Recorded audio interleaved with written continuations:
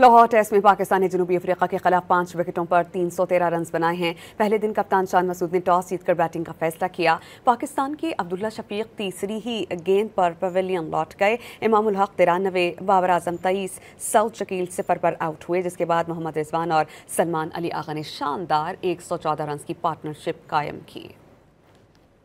Lahore test में पाकिस्तान ने जनूबी अफ्रीका के खिलाफ 5 विकेटों पर 313 रन बनाए हैं। पहले दिन कप्तान शान मसूद ने टॉस जीतकर बैटिंग का फैसला किया। पाकिस्तान के अब्दुल्ला शफीक तीसरी ही गेंद पर पवेलियन लौट गए। इमामुल हक 93, बाबर आजम 23, सऊद शकील 0 पर आउट हुए, जिसके बाद मोहम्मद रिजवान और सलमान अली आगा ने शानदार 114 रन की पार्टनरशिप कायम की।